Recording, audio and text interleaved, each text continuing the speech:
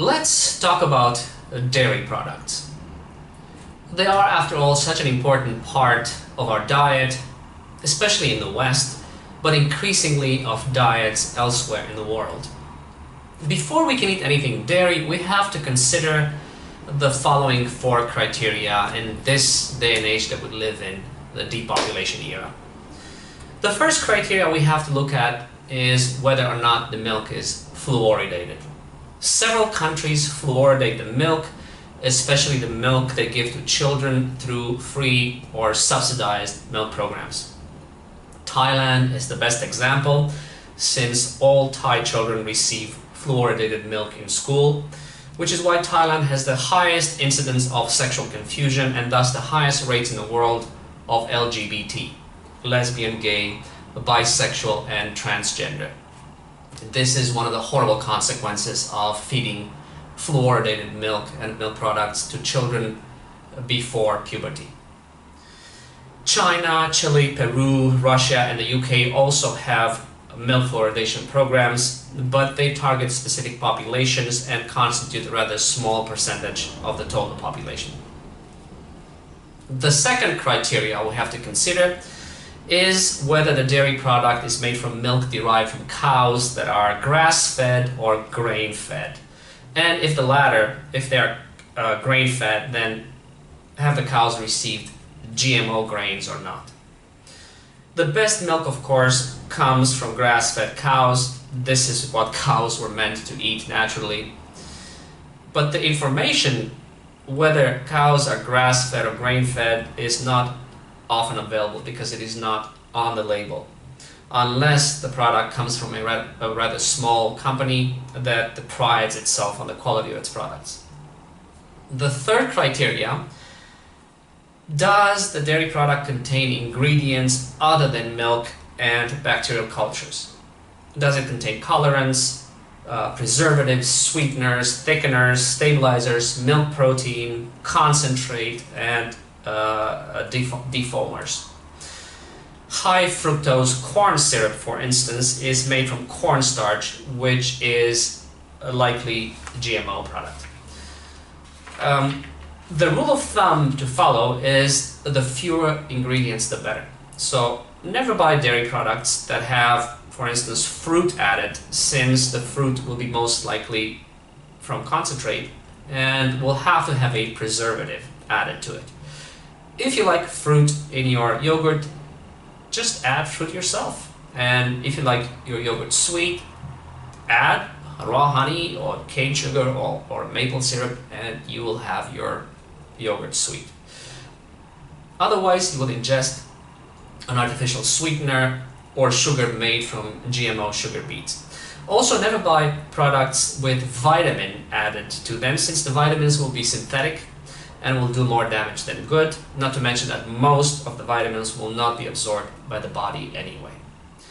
The fourth and last thing to consider is what is the product packaged in, because contamination with depopulation poisons is more often than not accomplished through the food packaging material.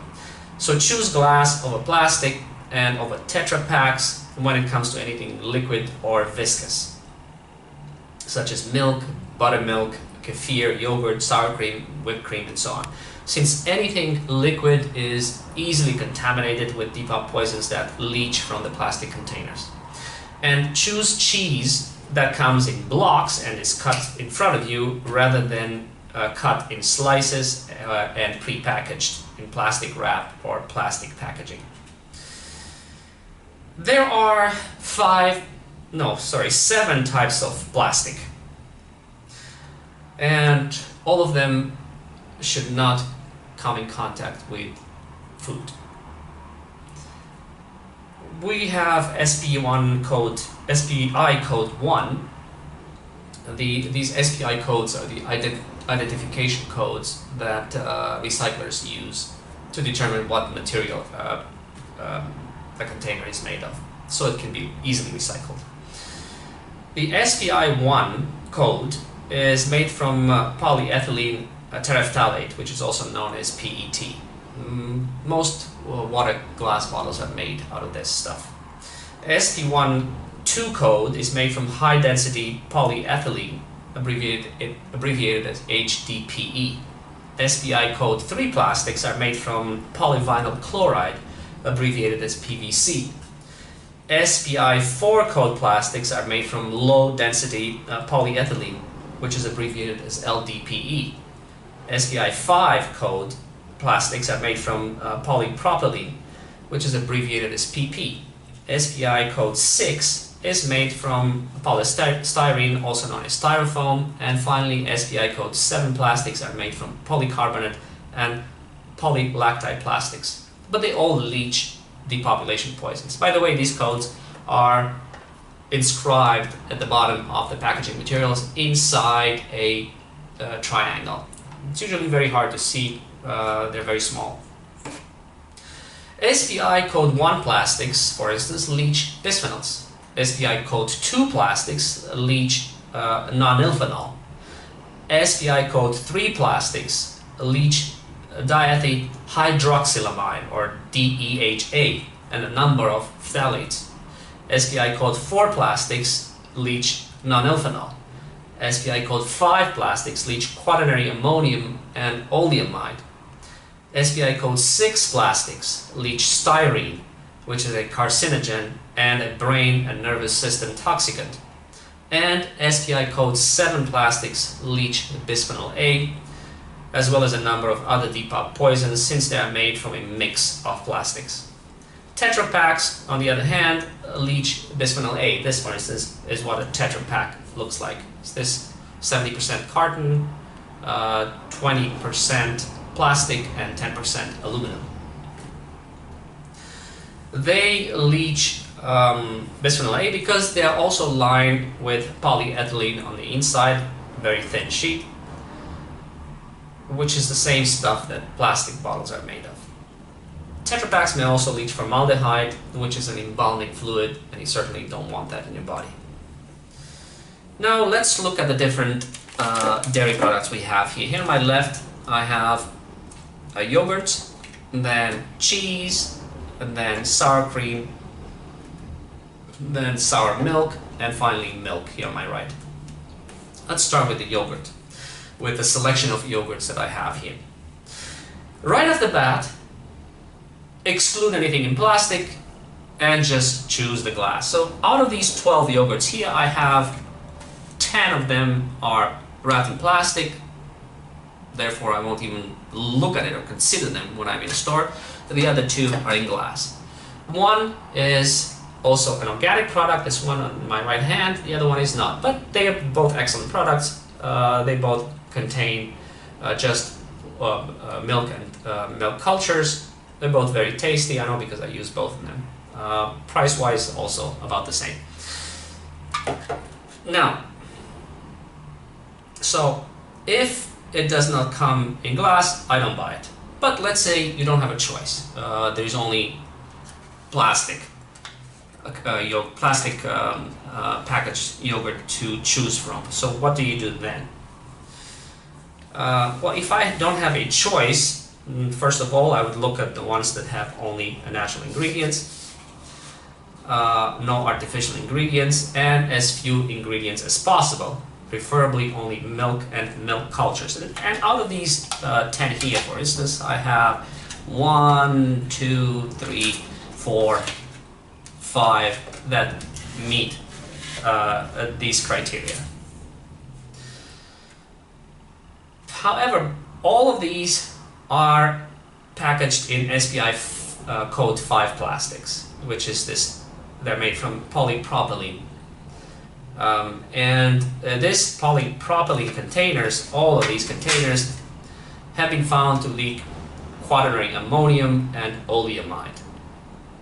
Well, spermicidal jellies contain quaternary ammonium because it is an effective sterilizer.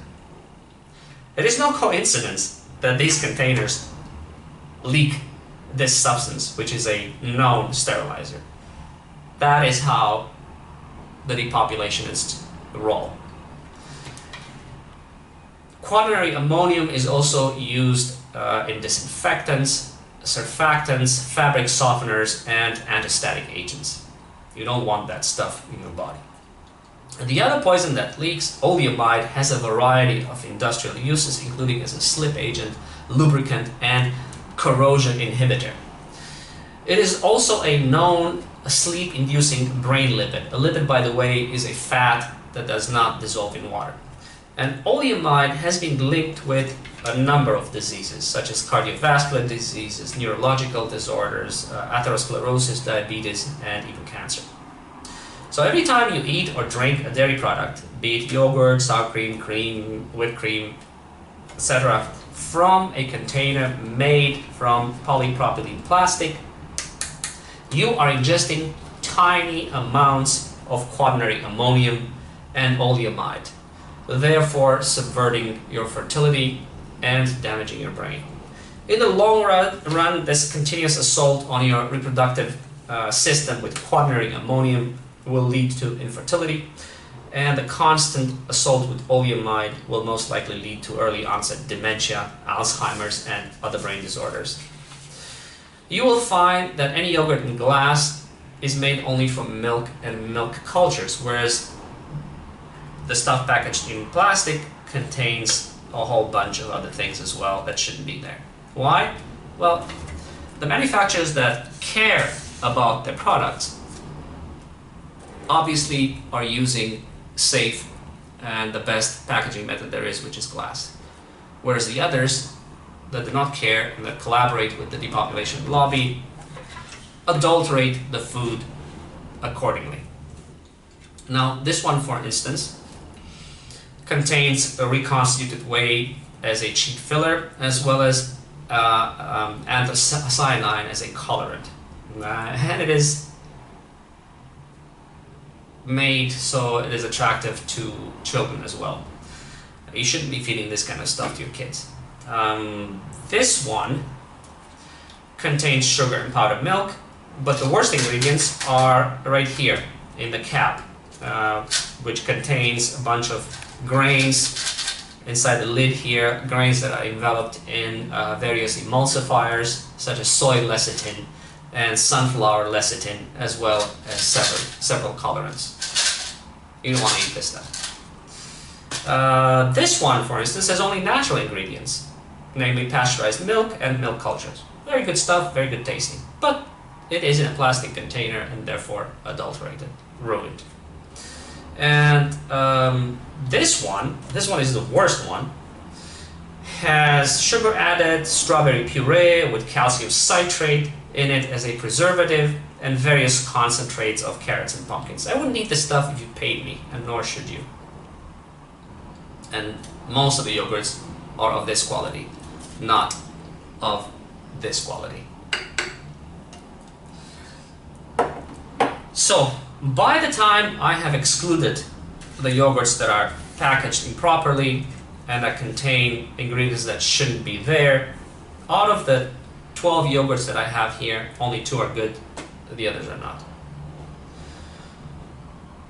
Of course, as with anything Depop free, the stuff that is edible and does not contain depopulation poisons is 2 to 3 times more expensive than the stuff that does contain depopulation poisons. This is how we're being excluded from the future by our elected governments who need to reach their demographic targets and are poisoning us through food.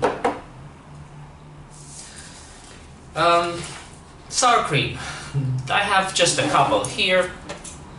One is in a container made from SPI 6 code plastic, this one, and this one of course in glass. This SPI code 6 plastics will leach styrene into the sour cream, which is a carcinogen and a brain and nervous system toxicant. Whereas this one that is in glass will leach absolutely nothing. In addition, this one in plastic also contains powdered milk. This one, of course, doesn't, because the manufacturer cares. The one in glass contains, this one in glass contains only pasteurized milk and starter culture. Of course, it is twice more expensive than the stuff in plastic. Milk. I have 3 kinds here. 2 that come in plastic bottles with an SPI code 1, and one that comes in a Tetra Pak. I could find absolutely nothing in glass. I made sure I did not buy any milk that is not refrigerated, as that will have preservatives added to it, because you will find a whole bunch of milk in the aisle that is not refrigerated. It comes in Tetra Paks just like this one, and of course it contains all kinds of preservatives, so it can stay there on the shelf for months and not be refrigerated and not spoil. You don't want to drink that. Still, I will not consume even this milk that is refrigerated, and because it comes in the improper packaging material. The plastic will leach bisphenols, and the Tetra Pak will leach other stuff that shouldn't come into your body. What I would do is I would go to a local farm and find myself and buy fresh milk, and I would make sure that I give the farmer glass bottles or a stainless steel container to put my milk in, to make sure that he doesn't put it in a plastic container before he gives it to me, because it is more convenient. Well, we should also know a couple of things about homogenization and pasteurization of milk, because that is how milk is treated and sold nowadays. While neither the pasteurization nor the homogenization process of milk have anything to do with the depopulation program, they both destroy the beneficial aspects of milk, which is why it is best to drink whole milk and preferably organic. Pasteurization heats the milk to kill bacteria, but also destroys its valuable enzymes, and homogenization agitates and filters the milk to reduce it in size and disperse the fat molecules contained in milk so that the fat does not separate and rise to the top as it does in whole milk. This extends the shelf life of the milk, but inhibits the body's ability to absorb the vitamins and minerals contained in the milk. And homogenization also allows the milk of many different cows to be combined, which is obviously a great advantage for producers who receive milk from different sources. Milk becomes a Depop food when stored in plastic containers or Tetra Paks, since the former leach bisphenols into the milk and the latter leach formaldehyde. Milk also becomes a Depop food when the cows are fed high-protein, soy-based feeds derived from GM grains rather than being grass-fed as they should. And milk also becomes a Depop food when it is enriched with synthetic vitamins to replace the natural vitamin D complex lost through the removal of fat in the homogenization process. If you want your milk to be Depop free and healthy, it must be bottled in glass and it must be unprocessed and organic. Or at the very least, it has to be bottled in glass and if possible, of course, be organic. Now, here I have sour milk. Now I only have two selections, one in glass, one in plastic, because the same criteria apply. Of course, this one in glass is twice as expensive as this one in plastic. Even though they both contain only good natural ingredients, I wouldn't consume this one. I would just limit myself to this one, which is of course twice as expensive. And there is no economic sense whatsoever. There is no economic justification for for pricing this product twice the price of this one, which is basically the same content. The only thing that differs is the container. But this container costs maybe 5–10 cents more than this container. So it should add no more than 5, maximum 10% to the cost of this glass container. However, that is not the case because the pricing is not done with economic considerations in mind. It is done with geopolitical consideration in mind, and it is priced this high, 2 to 3 times higher, in order to exclude the poor from eating healthy food. So the poor are annihilated, are sterilized and wiped off this planet before anybody else. Cheese. I have 3 kinds of cheese here. Cheese, of course, is an important part of a healthy diet because it is rich in calcium and a great source of protein.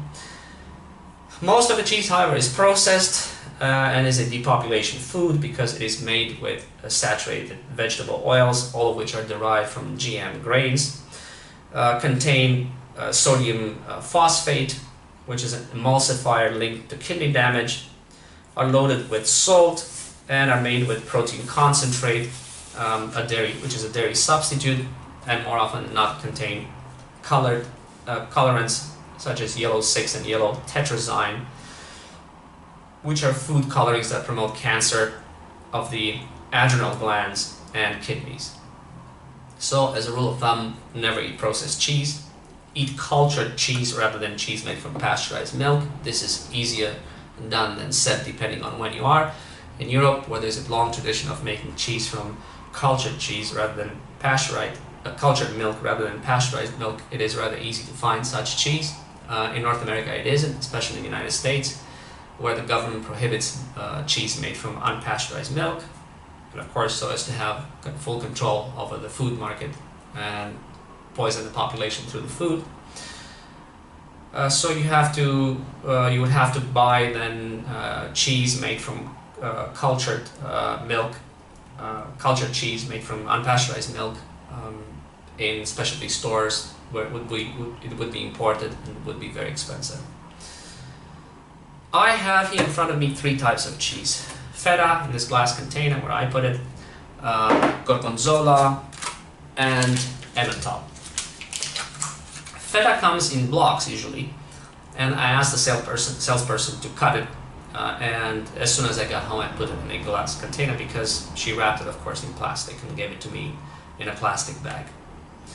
These ones came like this in hard plastic containers, but since the Emmental cheese is dry and it's also refrigerated, there's relatively little or no bisphenol contamination. The Gorgonzola is softer, it's a relatively soft cheese, and it will be more contaminated by the plastic than the Emmental.